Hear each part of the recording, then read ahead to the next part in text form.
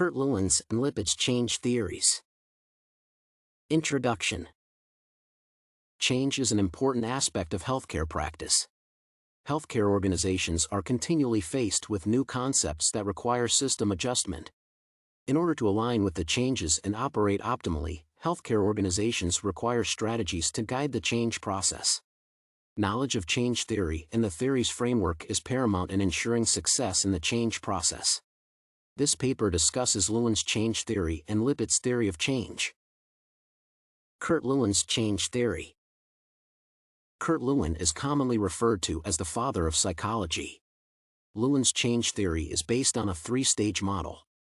The model is called the unfreezing change-refreeze model. The theory stipulates that there are different forces that result in the change process. The theory is based on three concepts, which include the driving forces, restraining forces, and equilibrium forces.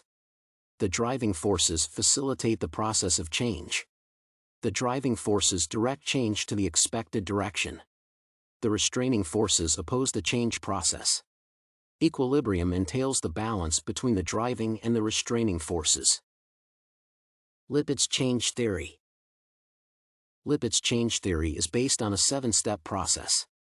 The 7 steps include the identification of the problem, assessment of the motivational factors, identification of the capacity for the change, the commitment to the change process, the role of change agents, the process of maintaining the change, and finally the termination of the change agent. The final process happens when the change is integrated into the culture. Similarities between the two theories. The theories apply similar approaches to achieve change. The core issue is to ensure that change is effective. Lewin's change theory is rational and goal-oriented. Similarly, Lippitt's change theory is goal-oriented. The second similarity is that Lewin's theory is a 3-stage process that includes unfreezing, changing, and refreezing. On the other hand, Lippitt's change theory is an expansion of the 3 stages. It breaks the 3 stages into 7 steps.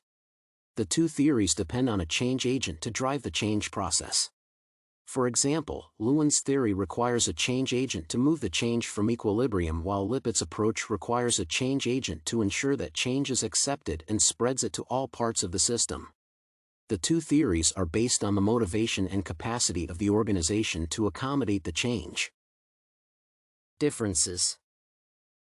Lewin's change theory is based on 3 forces that determine the direction of the change.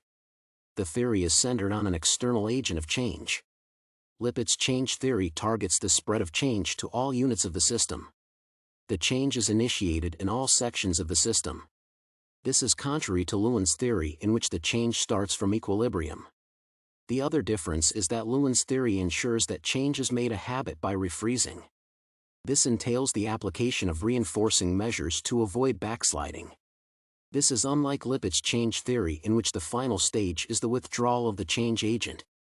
The other difference is that Lippitt's theory is based on the introduction of an external agent to effect the change, while Lewin's theory depends on internal mechanisms to plan and execute the change. Application of Lewin's change theory in clinical setting.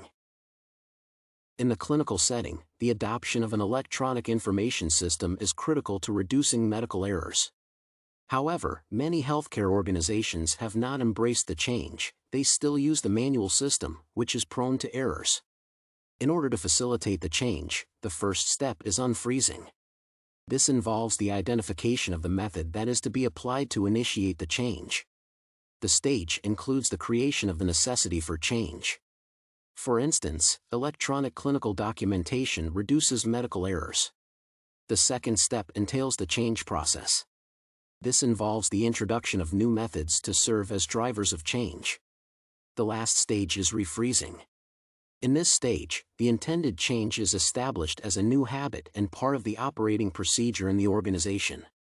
Refreezing entails reinforcing the new behaviors to avoid a possible backslide. Lewin's theory is based on a simple model. The model helps in the identification of the problem that needs to be changed through the unfreezing phase. The model helps the proponents of the change to examine the various forces that may aid or slow the change process. Furthermore, the rate of acceptance is high because the change starts within the system, unlike Lippitt's change theory in which an external agent affects the change. Conclusion: Lewin's model of unfreezing change refreezing is best suited for personal and organizational change. The theory is based on the concept of driving, retraining, and equilibrium forces. The major setback of the theory is that for the change to happen, the change agent must be sufficient. Therefore, for the change to be successful, the driving forces should be enough to overcome the restraining forces.